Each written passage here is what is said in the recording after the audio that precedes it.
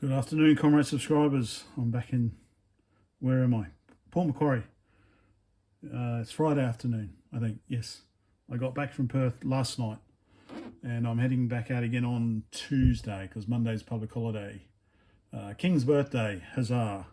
So, I did do a video whilst I was out there. The rental car I got was a Polestar 2 electric car. Never driven an electric car before, had no idea how to drive an electric car, was given no instructions on how to drive this electric car.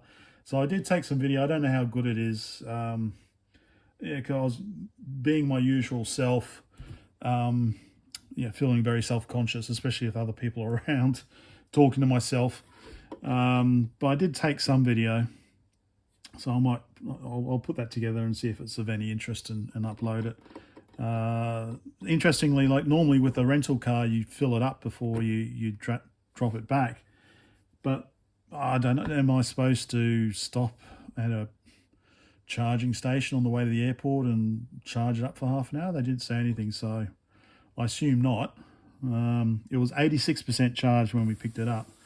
So it was interesting drive. We didn't have any idea how to turn it off, so we just ended up, like when we parked, put the parking brake on, and then we just, music is still playing by Bluetooth. I couldn't plug my phone in, not that I needed to for the mapping, for maps, because it had Google Maps built in. But I couldn't, plug my phone in because it had USB-C ports, and of course I only had a USB-A adapter. Anyway, but it had Bluetooth. So I'm playing music on Bluetooth. The climate control system's still running, the lights are still on. So we just kind of got out of the car, closed the doors and locked it, and just assumed that turned it off. Anyway, this is a Альфа BK, which is an interesting looking machine. Very, very solidly built. I'm not. It's not a ZX Spectrum clone. So yay, something different. Looking on the back, it's pretty simple. You can see it's got a built-in. Well, the power supply is somewhere in here. We'll have a look, I guess. So 220 volts. I don't know if that's a good sign or not. I don't know. But obviously here we've got some expansion port. I can never remember what the W transliterates as. Ustrojstva. Anyway, expansion. This is on-off buttons. And we have our MF, which is magnetophone. So this is the cassette input. We have TV, so that'll be, I assume, RGB. I don't know. And a spare port. I don't know. Joystick, maybe? I have no idea. I don't know anything about this machine. It is number 146 by the looks of it. Dated February 1990. So this puts it in Soviet period. Very heavy. And as you can probably tell, it has one of these keyboards. So we've got our tab, PS. So there we go. It does power on. Switch it on. Switch it on at the back. Emanates a nice hum. I can touch the case, I'm not electrocuted. So we've got a on button there. And we've got Rus written there, so I assume that's maybe to select between Latin and Russian. So we've got a Rus and Lat button there, which does nothing. So don't know if it's working or not. Knowing my luck, it's probably not working. So I'll have to, well, let's pull it apart, but I'll have to dig around and find out. I assume it's maybe 8080 type machine. I don't know. So yeah, let's pull it apart, have a look what's inside. and then figure out the pinouts to see if we can get some video out or not. Okay, so looking on the back, we've got, it seems to be relatively intact, okay, except for, okay, so I assume this is where the power supply is, and this is probably where the transformer is mounted there. So, I assume it's these screws around the edges here that I need to remove. So I will try those first. Yeah, all right, I'll try those first. Let's see what we get. Okay, so that's the 6 outside screws undone.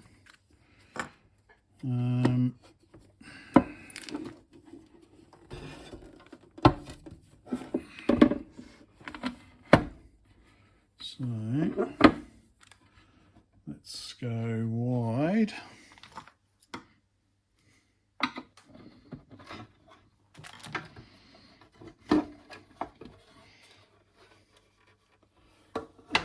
Okay, there we go. Oh, goody, goody, goody. I can already see some improvements I can make. Okay.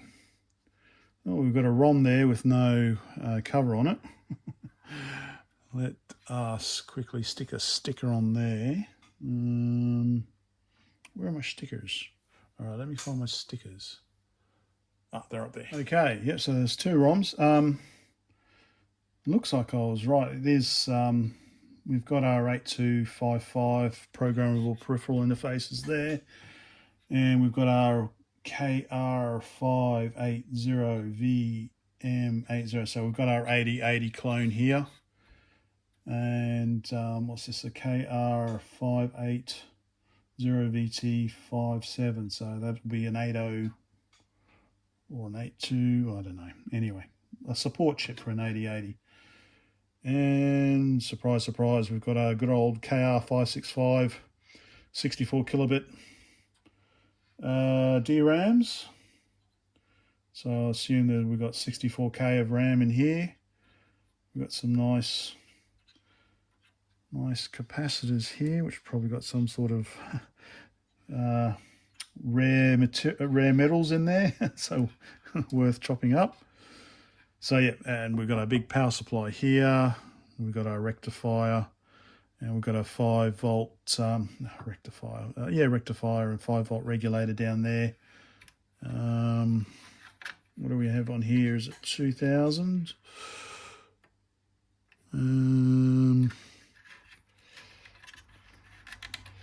Let's see what the smoothing capacitor is. Excuse me. Oh, 5,000 microfarads smoothing capacitor. So yeah, it all looks pretty solid. And okay, we've got our expansion interface here, and then we've got it. Okay, so the expansion interface has keyboard and expansion interface. So it looks like only the bottom half are used, and then everything goes out. Everything else goes up to the keyboard. Okay, that additional interface. So in Soviet computers, the interfaces are labeled X. So we've got, what have we got? So we've got X5 is the interface, expansion interface. X4, what was that? That was the magnetophone, wasn't it? Oh, yeah, magnetophone. So we've got X4, magnetophone, X3 is the video, and X2, that additional on the end, is not actually connected to anything. So that explains that. So it could be wired up for something else, I guess. Yeah. Like it could be joystick, perhaps. Yeah, if you put the interface in. Anyway, what else have we got down here? So, well, let's have a close look. Close up. So there's our 8080 clone, and then whatever that is, which I'll no doubt put in the description. Then we've got our KR580VV55, which is the 8255, which I'm pretty sure is the programmable peripheral interface. So one used for keyboard, I guess, and one used for the actual expansion. We've got two ROMs. I'm not sure, they're quite short, aren't they? 2 kilobyte ROMs. Not sure off the top of my head. I'll look them up. No doubt. Another support chip there. KR580VG75, if I'm reading that correctly. We've got some glue logic down here, I guess. And then we've got our 64 kilobit RAM. KR565RU5Ds in this case. Then looking over, yeah, these expansion interfaces I was just talking about. So X2 is not connected. X3, that's the video. So it would be interesting whether it's just, if it's RGB or whether it's just composite. I'm guessing it's just maybe composite. And maybe that's the speaker there. So I don't know, composite maybe audio, perhaps. Composite audio output. That's the tape input, X4 there. That's the actual interface there, which is connected here. So you can see half go up to the keyboard and the other half actually go out. So the bottom half actually, by the looks of it. Got our on-off switch there, fuse, input, speaker, and then we've got our nice big transformer here. Got our little 5-volt regulator down there, and yeah, just your standard power supply with your rectification diodes and your big 5,000 microfarad in this case smoothing capacitor, and some other bits and doodads. So let's see if it works by making a interface cable for the video.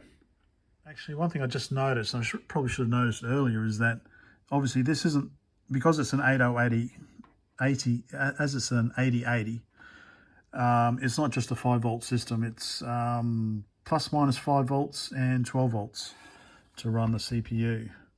So hence the reason why we've got this many outputs from the transformer, and then this many this many kind of DC outputs from the power supply going off the back here, around there.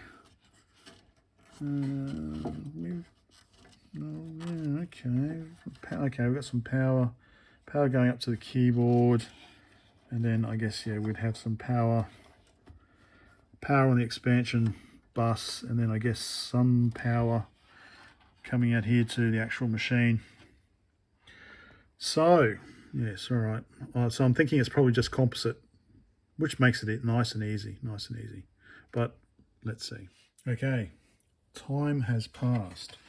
I got a bit busy, and yeah, so I'm off to Perth again on Tuesday. Monday's a holiday, like I said. Anyway, so I should have realised that this is actually an implementation of the quite famous Radio 86 RK, which was a homebrew computer. Schematics and everything were printed in the Radio magazine in 1986, hence the Radio 86. So this is actually an implementation of that Radio 86, along with apparently the partner computer, which I've got. The partner's also an 8080 based machine, so I've got one of those. So I had a look at the schematic as per that was in the Radio magazine. Let's just zoom out a bit, and I couldn't really see anything obvious, so I was a bit distracted. But interesting, why magneto? So that must be ground. Maybe that's ground. Is this ground? Ground. I don't know. So two things. I can either try and figure it out using some intelligence. So it does look like, I think the yellow is coming from power, or actually, having said that, It could be that the audio is included as well. Or I could get the cable that I made up for the partner, which is a composite cable, and that might work straight off in this. But I will turn that on, and I'll try and find my partner cable. Right, now, so I had a look at my video for the partner, and it had a non-standard connector, well, one that I couldn't easily connect to. So I put a DIN connector in. So this is already a DIN connector, so I probably can't use the one I use because I've just made up a pin out. So I'm going to have to try and figure this out. So I just love, you know, the good old Soviet. Oh, what was the word? I know someone told me the Japanese rope weird thing that they do. Yeah, it's that sort of thing. Anyway, so what have we got here? We've got a pin label. This one's labeled 13, so that's a yellow. It's a yellow wire that goes along, and then it comes in here. So we've got a yellow wire here. There's a yellow wire there. Okay. And I think this also uses an 8275, which apparently is a rare CRTC, which wasn't really used much back in the day in the West. Where did I put my... I need a loop. So, anyway, so this one goes to this pin here. To be honest, that actually looks like a ground pin, that yellow one, that number 13. It's quite thick, although having said that, so it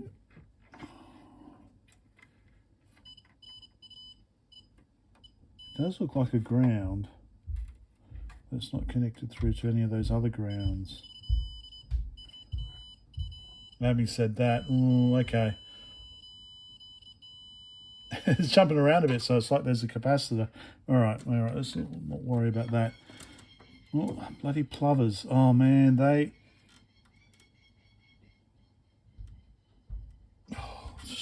plovers. Middle of the night. They can't fly quietly. When they fly, they make that noise. On the ground, they're okay, but anyway. So what we've got here, okay, we've basically got three. It's a 5-pin DIN. We've got 3 connections. So we've got one yellow, we've got one white, and we've got one connection which is yellow and white. So that one is pin 2. So I reckon pin 2 is probably ground. It's always ground. Pin 2 always seems to be ground. So let me find, is there a ground there? Am I touching it properly? So because that pin is in common with the magnetophone, and then it goes to the expansion port, expansion port, expansion port, expansion port, expansion. So these, like all these pins, look to be grounded, I reckon. But is it signal ground or is it? Not getting anything there. Well, I reckon pin 2 is ground anyway. So it's just a matter of figuring out whether, what have we got? 1, 2, 3, 4, 5. So whether pin 1 is signal or pin 5 is signal. So if it's combined audio and video, then maybe one's audio. I don't know. Anyway, I'll continue fiddling around with this. No doubt it's probably blindingly obvious to someone, but like I said, I did try to, yeah. All right, I'll figure it out, and hopefully the next part of this video is me trying to get some video output. Oh, the other thing I meant to mention is the Radio 86RK was a 32K machine. And apparently this one should be as well, but this has got 8 64 kilobit DRAM, so that makes 64K. So unless 32K is used for memory and 32K is used for video RAM, perhaps, I don't know.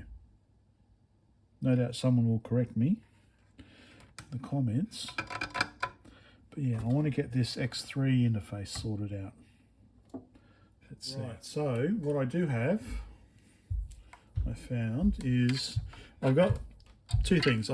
This is my 5-pin DIN to RGB basically, so I can, if it's an RGB output, I can experiment on the GBS to try and figure out what is what.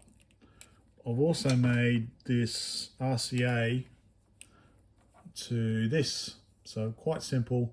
So I can plug this into the TV and then I can connect this to ground, and then I can try various pins to see if I get a signal out. So I might actually try this.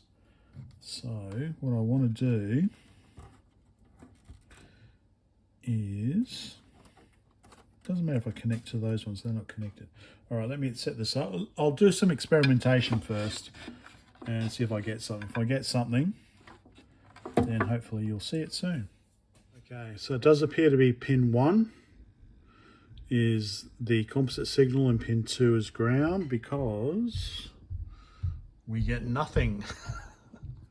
We get nothing on the screen. So we take it off there, and then we lose. So we go back to pin 1. Yeah, so basically the machine's not booting at the moment, I would say.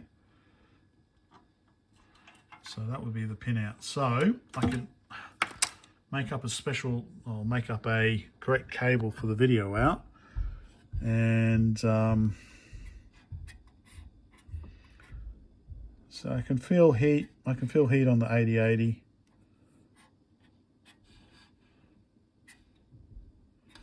So it's doing something. Yeah, it could be something like it's not getting the right voltages. Who knows? So let's see. 5-pin DIN, pin 1 and pin 2. Right, let's make a video cable. So, as you may know, if you've been a long-term subscriber, one thing I like to do is buy 3-meter long RCA to RCA cables on AliExpress, and then chop them in half so that I can make 2 1.5 meter cables. For example, you know, Commodore VIC-20 AV cable. You can make up a bunch of Commodore VIC-20 AV cables pretty simply like this, like that. So in this case, all I want is composite. So I will just strip off the yellow, leaving me with a stereo cable that I can use later over there. So there's my composite RCA, and I just need another one of these. I'm gonna have to buy some more of these.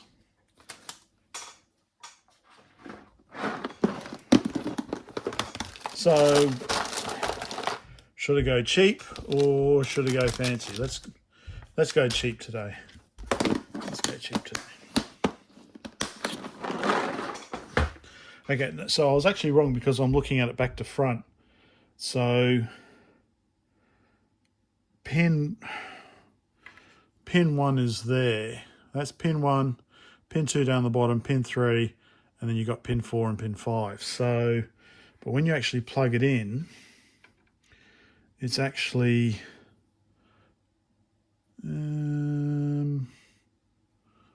what it was, that one, wasn't it? Pin 1. So it's actually that pin there, pin 1 and pin 2.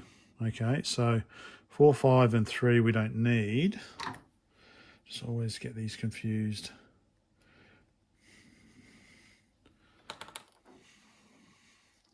So one thing I like to do is, okay, plug it in. Oh, okay, no, so it's actually, no, of course, yeah, I plug it in. All right, so that's actually pin 1. Pin 1, pin 2, pin 3, pin 4, pin 5. So it's actually pin 2 and pin 3 that I want. Pin 1, 4, and 5, I don't need. Well, I'm not sure what this yellow one is. Might be sound, might be audio, I don't know.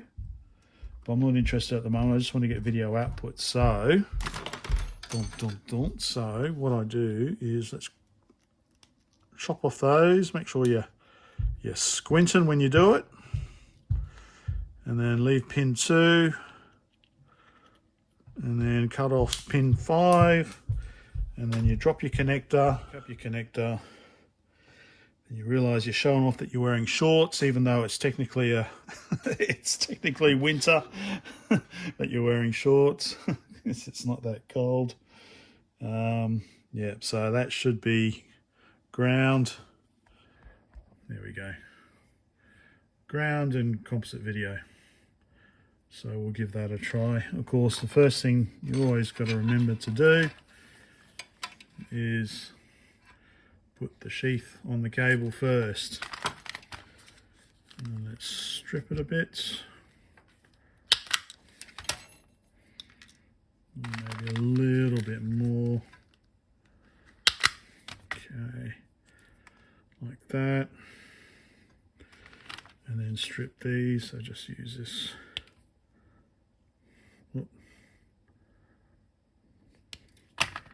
Like that, although I was a little bit too strong with that one. Let's just try again, just a little bit. Completely bollocksing it up. Okay, that's good enough for me, and I'll put some heat shrink on as well. So I'll just put a little bit of tin on that, and then jab that in the flux, and we'll whip it up and see what we get. Hey, very, very quickly done. Like so, normally I would put some heat shrink on here, but I'm just doing it really quickly. And we'll give it a quick twist like that, so that we can, whoop, here we are, put it together. Anyway, so I'll put this back together, and we'll give it a go, and see what happens. Right, so it is connected, it is powered on, but we get no signal, or no video output. Turn it off. So I've noticed, oh, that's a different effect. Oh, okay, now the roost has gone off. It's interesting. When you press, that's the roost lat. So Cyrillic Latin button does nothing. But every now and again, no, power off. So I'd say it's kind of randomly, nothing then, kind of randomly, oh, that's a different effect. Yeah, so I would say requires work. So again, okay, so roost is on, and we get a white screen. So, okay, and then roost goes off and we get the black screen. So I'm not sure whether it's, I think it's probably supposed to be white on black. But yeah. So it could be, God knows, I don't know. I've got to start troubleshooting. It could be a simple thing that the, let me turn this off. Right, it could be as simple as what I found on the partner. So one of the partners didn't have 12 volts being generated by the, it actually was, there was a 12 volt regulator. 12 volt regulator had failed. There is a video about that. I was going to lift this up with a screwdriver. There we go.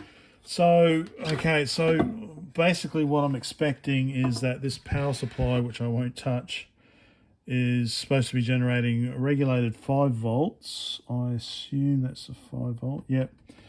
And then some sort of 12 volts and also minus 5 volts, mainly for the 8080. That's what the RAM doesn't need it. It's the 8080 that requires it. So yeah, one of the things to check is make sure the voltages are okay coming out of this power supply. It could be that they're not. It could be something simple like that. But it's late Friday night. I'm tired. I still haven't recovered from my travelling yesterday, so I just thought we'd have a quick look at this this interesting beastie. Yeah, very interesting. So I could do with a bit of a wash, so I'll give it a clean as well. Yeah, let's see how we go. I hope that was of some interest as a start. Bye for now.